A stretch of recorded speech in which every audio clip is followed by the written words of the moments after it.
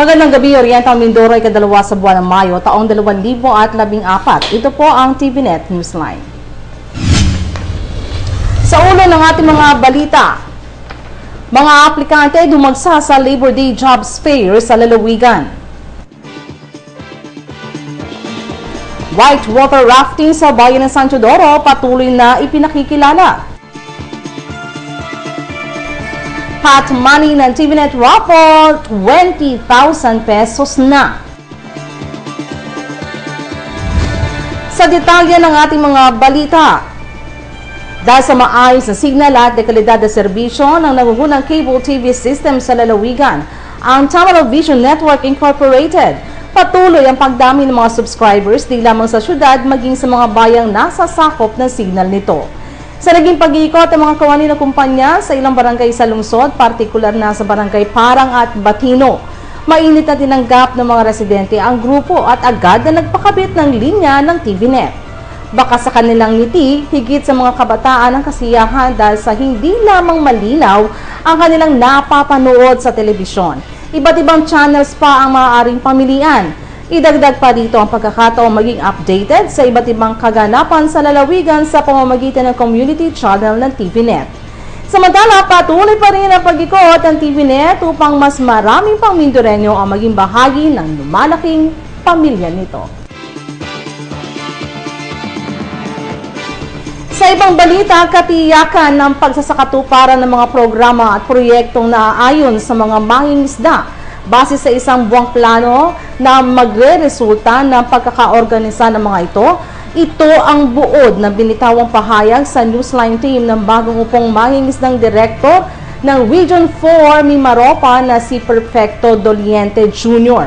Matapos itong manumpa sa katungkulan umaga ng ikadalawa ng buwang kasalukuyan. Ang bagong halal po ng mangingisdang direktor ay gumawa po ng isang buwan na plano from May 1 to 31. Una po ay yung pag-organisa at pagpapalakas ng mga samahang mangingisda, pagkipagpunay, pagkipagpulong sa mga farms natin sa bawat probinsya ng Mimaropa. Ang farms po, akikinabilangan, ito yung dito pinag-uusapan, ito yung pinaka-venue ng mga mangingisda na ang kanilang mga hinaing, ang mga rekomendasyon sa pamahalaan at sa lokal na pamahalaan at sa nasyonal ay dito, pamagitan nito ay ipinapaabot pamagitan sa mga panukala. Ayon pa sa kanya, prioridad niya ang maisulong ang livelihood programs para sa mga mangingisda at tiyaking makararating ang mga programang ito sa mga nararapat na individual. Ay ang Bureau of Fisheries po ay mga na programa na po yan sa kanyang livelihood. Bali yun na lang po, as a mangingisdang direktor, ay tiyakin po natin na na-implement yung mga nakasalang na mga programang ito. Livelihood po. Nakaplano na po yan. Isa dito ay sa mga payaw o yung fish aggregating device, mga gill net o yung lambat, at mga special projects po kagaya ng ahon, yung nabiktima po ng Typhoon Yolanda sa Marinduque at saka sa Palawan ay ongoing po implementation. As part po ng mangingisdang direktor ay kasama po tayo sa pagmumonitor po. Ito po ay talagang na-deliver ng ngayon. Samantala, upang maging matagumpay ang mga nasabing plano para sa mga mangingisda, nararapat niya makiisa ang mga mangingisda sa Bureau of Fisheries Aquatic Resources at magkaroon ng tuwirang pag-anib sa mga samahan gaya ng Fisheries and Aquatic Resources Management Council o FARMC o sa mga samahan ng iba pang mangingisda o sa barangay o bayan upang mabilis na maipaabot ang anumang hinaing o kahilingan nila. Ang aking mensahe sa kanila, nawa ay sila'y makilahok sa mga samahan upang mapakinggan yung kanilang boses kasi ito sa samahan at sa pharmacy, ito lang ang tanging paraan ng pagkikipag-ugnayan na kinikilala ng ating batas. Hindi natin kailangang magmarka sa kalsada para mapakinggan. Tayo ay makilahok sa mga samahang pang barangay, munisipyo, pang probinsya, at katulad ko ay nasa level na ng rehiyon. At magbabalik po ang TVNet Newsline makalipas lamang ang ilang paalala. Bakit ka kasi kumabit? Alam mong di tama yan, di ba? Huwag ka nang gumamit ng pag-aari ng iba. Nakakaperwisyo ka sa mga legal na cable. Lumalabo ang signal nila. Mahiya ka naman, hoy. Illegal na cable mo, putulin na. Ano, gusto mo bang umabot pa sa kulungan? Umiwas ka na sa gulo tsaka skandalo. Huwag maging kabit. Magpakabit ng tama ngayon. Supported by PCT. Good news po para sa lahat ng subscribers ng Cable TV at Cable Internet. Naisabatas na po ang Anti-Cable Television and Cable Internet Tapping Act of 2013. At ayon dito, bawal makikabit ng Cable TV at Cable Internet. Ang parusa sa sino mang lumabag sa batas na ito ay pagkakakulong at pagbabayad ng malaking multa. Bayad ka na nga, kulong ka pa. Kim Atienza po, nagsasabing pagdating sa batas, hindi weather-weather lang. Huwag maging kabit. Supported by the PCT. Isang grupo ng mga siklista mula sa lalawigan ng Cavite ang nagsadya sa Silangang Mindoro, partikular sa barangay Kaagutayan, bayan ng San Teodoro, upang maghandog ng tulong sa mga kabataang katutubo sa nasabing lugar, ikadalawa ng buwang kasalukuyan. 8 miyembro ng 13th Martyrs Cycling Club ang personal na nagdala ng mga gamit sa eskwela, kabilang na ang 8 notebooks na ipinagkaloob sa mga mag-aaral. Tuwang-tuwa ang mga bata sa kanilang natanggap at maliban dito, nabusog rin sila sa isinagawang feeding program. May mga damit at libro rin silang dala na pawang malaking tulong sa mga nasabing benepisyaryo.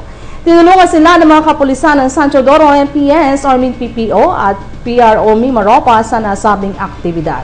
Ayon kay Christopher Sipacio, presidente ng naturang club, noong una, pagpadyak lamang ang nais nila, ngunit naisip rin niyang kailangan nilang tumulong sa kanilang kapwa.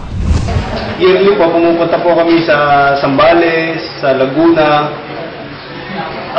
Ngayon po, napag-isipan po ng grupo namin, 13 Martyrs, na hindi naman po padyak na lang ng padyak sa mga siklista. Kailangan naman po tumulong sa aming kapwa na napag-isipan ko naman po na naisip namin na dito naman po sa Mindoro, since marami naman pong hindi nakakapunta sa mga bayan-bayan na medyo maunlad, wala naman po mabibili silang mga notebook.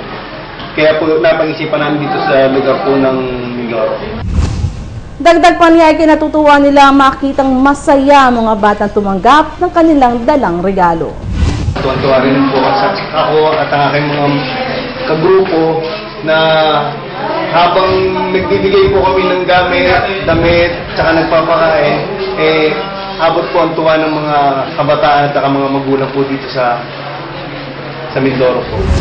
Maraming lugar na ang kanilang narating sakay na kanilang bisikleta at sa pagdating nila sa Oriental Mindoro, pinuri nila ang gandang taglay ng lalawigan.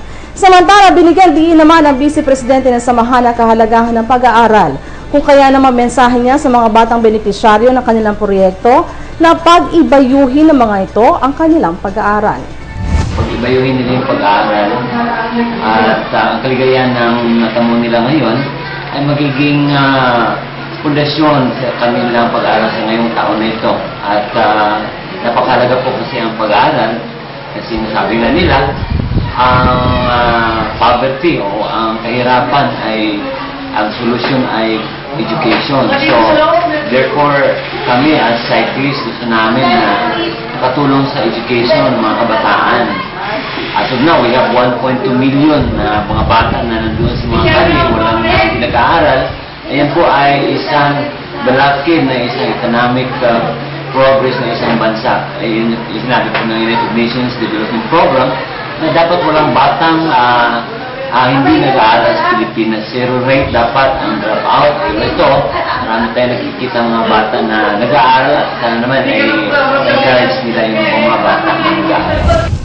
Sa huli, ang pagbibisikleta nila ay para sa lahat at ang kanilang ginagawang programa ay paraan nila ng pagbabalik sa kanilang kapwa ng mga pagpapalang natatanggap nila kasunod ng pasasalamat sa mga Mindoreño at kapulisang umaagapay sa kanila sa pagsasakatuparan ng kanilang proyekto.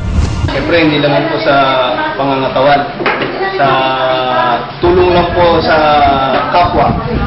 Hindi lang naman po kami parang pang-sosyal. Sa tingin po kasi ng ibang tao, ay yung pagbibisikleta, sosyal. Medyo alam ng tao, mahal po yung mga ginagamit namin bisikleta. Pero ang pangailan naman po namin ay yung binibigay po ng